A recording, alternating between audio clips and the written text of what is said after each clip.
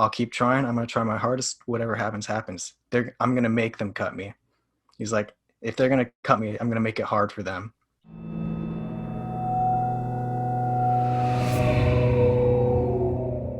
Hello, everyone. Welcome back to the Flip Up Podcast. This is episode 4. We are joined again with Bryan Kendrick. Also, I am so sorry. I completely screwed up the last episode. So what happened was I forgot to put this call into gallery view, and because of that, you only got to see Bryan, and you didn't get to see us react. So my mistake on that. In the future, I'll be sure to hit that gallery view. But now you can see all of us. So I mean, we're here now. Like and subscribe. Yeah, be sure to hit that like and subscribe. Let's just jump straight back into it. So let's go ahead and talk about your marching history. I know for you, right, what year did you start? Just like in marching band? Yeah, like freshman year you. Yeah, it would be freshman me. And in that year, I wasn't even playing percussion. I was playing the clarinet. Yeah. I did not know that. Yeah, I played clarinet for all throughout high school for like concert band and stuff, and marching band. But come my senior year, end of junior year, I started getting more into drums and started taking tenor lessons from one of the quad techs that was there. I went to a Phantom Regiment educational clinic in Rockford, Illinois that summer before I had to audition for like the drum line for senior year. I was going in. I had just been like elected band president, and then when I get through all that, I did get cut, and it was heartbreaking, but it opened up a lot of doors and a lot of new potential with a new instrument. And that's when I met a lot of awesome educators and was introduced to a super cool art form. I do not regret that. And I'm really glad it did happen because it granted me a bunch of opportunities.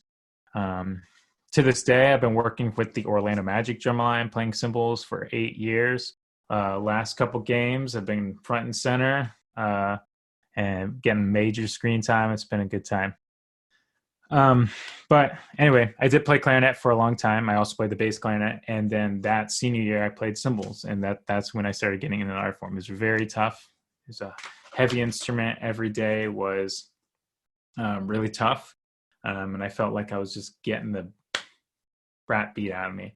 But it was really rewarding, and I definitely think a lot of people took note of the work that the cymbal line was putting in. It was the first time that high school has ever done a cymbal line. And little did I know that that was not a feeling that I was going to not see again, because I got to be part of the first cymbal line back for the Madison Scouts as well. Yeah. Yeah, so I think something that kind of is that little like that gap barrier that kind of separates people that just kind of like fall off the cymbals and then the people who excel in cymbal playing. What inspired you to keep playing cymbals? Just the things that I was seeing put up online. This is why, by the way, it's so important to put up videos and spread it like a form of awareness or build the community. All content is good content. Don't be afraid to put up your progress videos. Somebody is watching. If somebody is getting that on their feed and realizing like there is a community, there are people that love this, and you've got to show that you love it.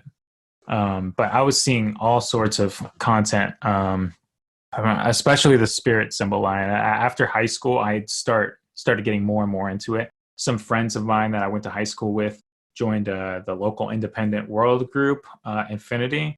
And they had asked me to come out because they were starting an inaugural season for Infinity 2 in 2013. That was in my first year of college. I graduated in 2012. So it was like 2012 to 2013, we were holding the auditions for I2. I went out for cymbals. I made it. And then later that season, it was in the 2013 season for Infinity World. They were doing the Limitless show. They were trying to build the biggest cast of membership in any independent world group. So with that, they were trying to recruit people from other ensembles to be part of the VE. And I thought that was a cool opportunity. I asked them, like, is it possible to do both? And then they were like, sure. And then a couple of us went out from I2, and I was like, okay, there's a couple of I2 people. I'll have some people I know. And they all started dropping off like flies. And eventually it was just me.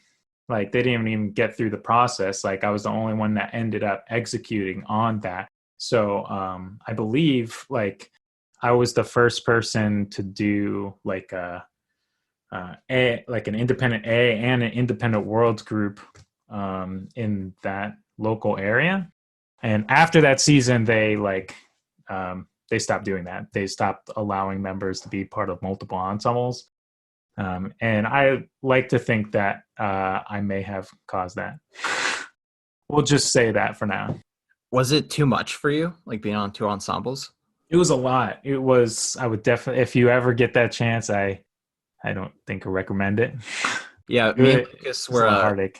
We were joking about before, like, you know, since everything's on Zoom, might as well just, you know, be in everyone's ensemble show, you know? Dude, yeah. It was wild. Yeah. So I was doing I2 cymbals and balancing that and being part of my very first independent ensemble. It wasn't the first time I did indoor percussion. I did get one other chance to do indoor in my sophomore year of, I forgot to mention this, but my sophomore year, was it? No. Junior year of high school, we did a independent drum line for my high school, and I played the marimba. Played like fourth or fifth marimba, and no four mallet, anything. It was just like, so very basic, but that was my kind of intro to percussion and stuff. And I really liked it and liked that atmosphere and putting a show together with a smaller group. But anyway, with Infinity, I was doing the VE and bouncing back and forth, having a 40-minute car ride between both ensembles, two different high schools. So there was some delay there in getting to rehearsals, and I would feel immediate pressure getting to the world-class environment. They would be like knee deep in some world-class shit, and I would be like, oh my gosh. And it was very obvious, like, that they had expected more coming from the A group. So I learned a lot about body movement that year. I have a lot of good friends from that season. It was really tough, but it pushed me to another tier of performance. And then after that, it was 2014, I made the world-class cymbal line. And ever since then, I've been with that group. I marched there until 2016. It was 2014. That season, I auditioned for Spirit. I got in a very small car with a bunch of people. We picked up people along the way up Florida to get to the Spirit auditions, and that was the moment everything changed for me. Was going to that drum corps audition. If there is a single moment in time where I think my cymbal career took a turning point, was that camp. My very first drum corps camp. I think I learned more about cymbals in 3 days than at any other point. Other like small moment. It was just like throwing me in the lion's den. I met all these people that were literally just as passionate about this instrument, not like as a secondary, tertiary option, but like they were about cymbals. And I loved that sense of community and bonding over that. And, there's just like a different feeling when you are around people that are genuinely about it, in any art form, really. Yeah, 100%. Like, I would definitely say when I went to that Jersey Surf camp, just the fact that you're there for 3 days and it's like you wake up, it's drum corps. You go to bed, it's still like in that drum corps mindset. Yes. Just everything you're doing is just cymbals, playing cymbals, doing drum corps, nothing else. You're not worrying about school or anything else going on in life. It's just you have those 3 days where it's just all you're doing is this one instrument. Right. And you learn a lot through that. Yeah, it makes like being incredible at something a little bit more tangible, a little bit more approachable. It's because like you are strictly focusing all your energy into this one thing right now, in a shorter period of time. But really quick to go back, why did I even go into drum corps? Was I like prompted to even go to a camp? Is because at one point, backstory, I do have type 1 diabetes.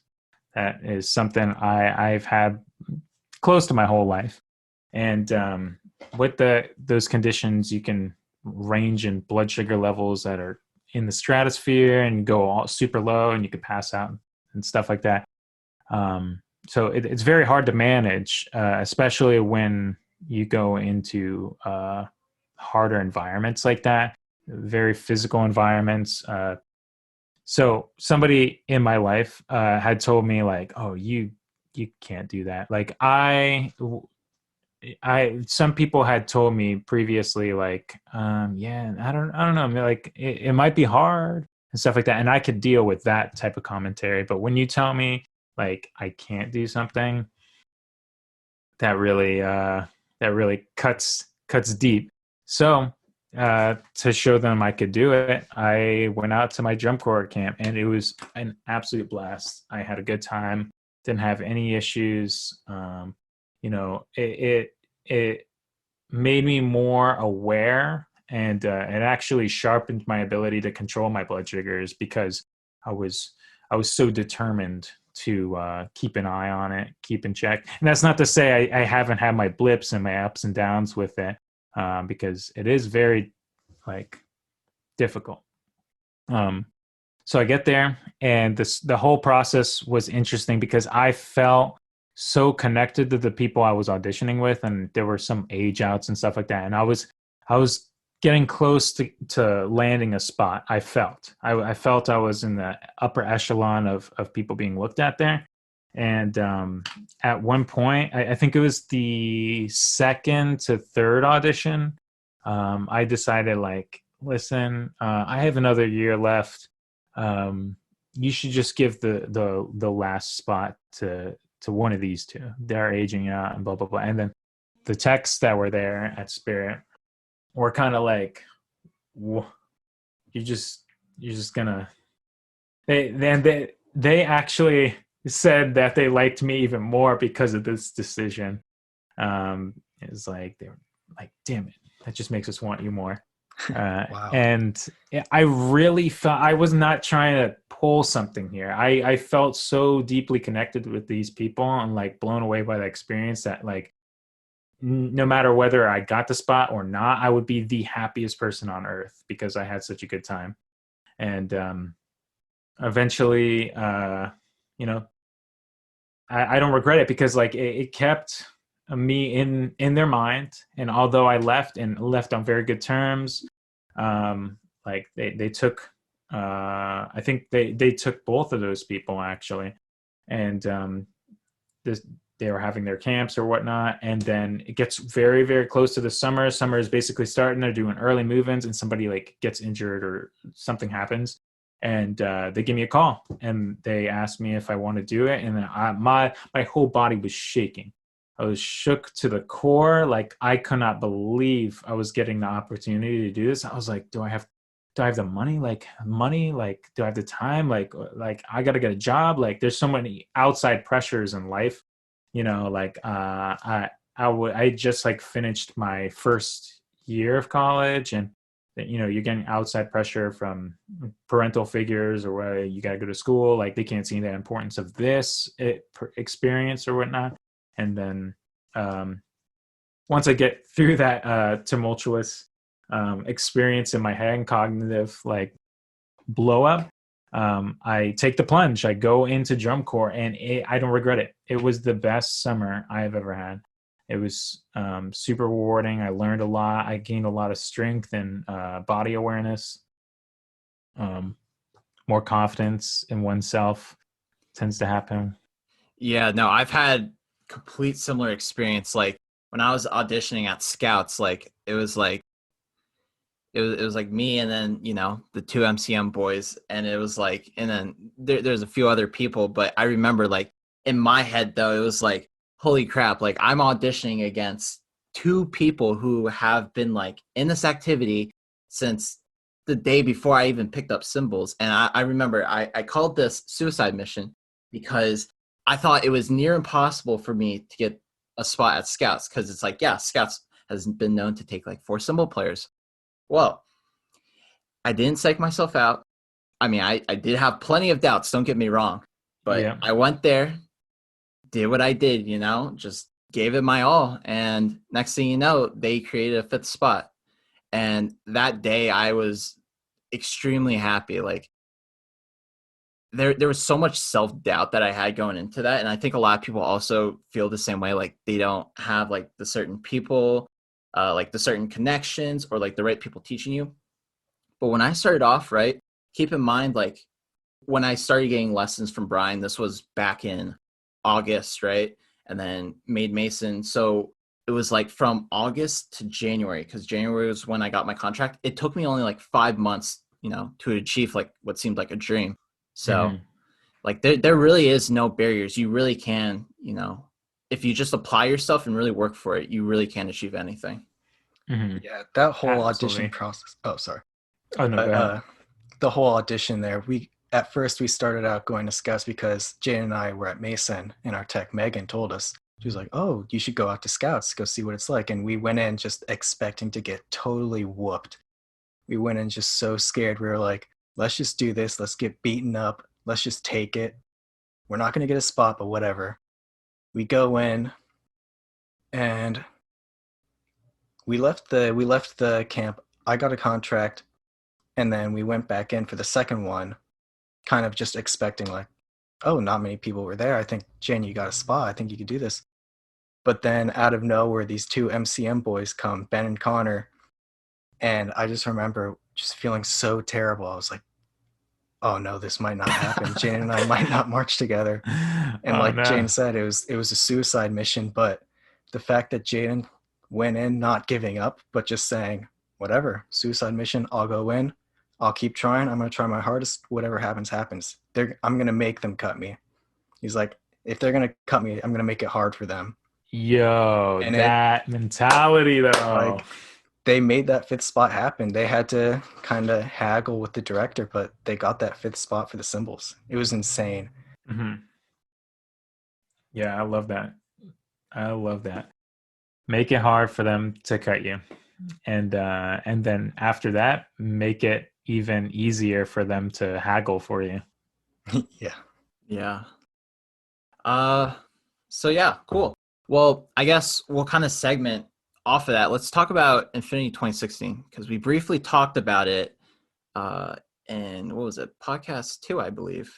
We talked 2, about yeah. Infinity just very briefly, just kind of how that cymbal line kind of like structured the creative mindset of just cymbal playing, right? Like you guys had so much like offhand, like you utilized your entire body. There's just so much going on that like just was not what was expected from like regular cymbal lines. So what was kind of the process, right, of like creating visuals in 2016? Share everything. If you got an idea, put it out there. Somebody's gonna see it. If they don't see it, then whatever. Like it's out there. You got to put it out into the universe. I was constant. We had a Facebook group, and we just like literally put like visual vomit on there. You know, I try and create when I create visuals. I have an interesting process of creating context around it. Although that it might focus around a single skill set, like a single trick. I try and give it a little bit of context, so you kind of imagine how this would work within a line, as opposed to being like, I got this trick, and then like it makes it a little harder to find a spot for it. So maybe you can give potential context, like here's that trick within like maybe you could find a potential spot in the book that you have. Maybe you don't have a book for it yet, but you just thought of a trick and it's early season or something like that. It's good to throw those skill sets out there, because as soon as someone resonates with it and they're like, oh yeah, this looks cool, we should work on it. Like visuals don't happen overnight. You know, you might have been working on this visual all summer, and you bring this to the winter season and you're like, can we do this? And then everybody's like, oh, that's a little difficult. I might take some time to get that. Like, you got to think in reality a little bit. Like, realistically, are the other 5 people going to be able to get this skill? You got to realize it takes time to build a skill set. So the earlier you introduce those things, the better. And more than likely, you know, if you have people that didn't do a summer of DCI, or maybe heck, the people that did do a summer of DCI come back with all these unused ideas and stuff. It's like, how are we going to apply that? If you had all summer to train these muscle groups that you use, how are these other 4 going to do that? How are you going to approach that? And honestly, then my approach for that in the creative process is just to be casual with it. Don't cram it into like a 2-hour block to focus on a skill set. Make it part of the subculture. Like, you got to get with individuals. Like, if you're the guy that made the visual, you got to be getting with Kimberly on lunch break and be like, hey, can we do this trick like 4 times real quick? And then maybe you do it 4 times, 5 times, 10 times, and none of them hit. You at least got the reps in. Now you're 10 reps closer to getting it, as opposed to 10 reps further back from getting it. You know what I mean? You have to get it where you can get it. Lunch break. You know, in terms of learning music and stuff, not necessarily doing visuals, but I'm always telling people to get their poop reps. And like, there's a video of me early plate line resource where I'm boiling like some pasta noodles and I'm doing like pancakes. It's just to show, like, if you casually make that part of your subculture, you can get anything is attainable. Anything. So, Lucas, what's the one thing you tell everyone when we give lessons that you should do every day? Oh, well, one thing that definitely after I went to that surf camp is when I got really serious about cymbal playing. And from that point on was my biggest period of growth, I'd say.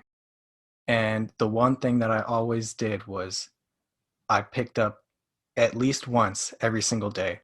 Didn't matter what I was doing. Some days I'd be super tired. I'd be about to go to bed, but I'd be like, I got to pick up. So I do like 1 flip up, 1 flip down, as long as it was something, because it was this whole concept of never having a 0 day, as it's called, where 0 day is a day where you don't do anything that is furthering the skill.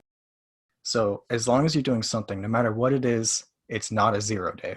So I try and tell people, if you're going to start practicing, no matter what you're doing, it doesn't matter what it is, just don't have a 0 day. Dude, that's amazing.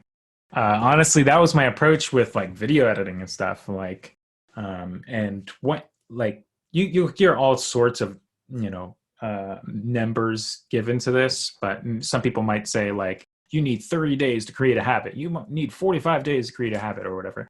And that's along the same vein as a 0 day.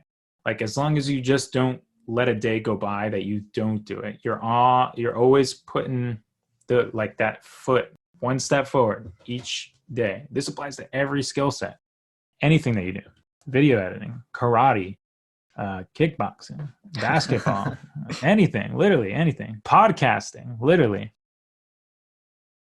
So yeah, I'm constantly telling people to get those reps wherever you can get it. Yeah. Definitely. Yeah, go ahead. But yeah, on that note, we are all out of time for this episode. So before we end this, and before we're done with Bryan, we have one more question. Bryan, if you have one thing that you could say to all the cymbal players or the people watching, one thing to wrap this all up, what would you say? Pick up. That was a good one. Yeah. Pick up. Cool. Sweet. So we're going to end this one off here. This is the end of episode 4. We'll catch you guys in episode 5. All right. Thank you, boys.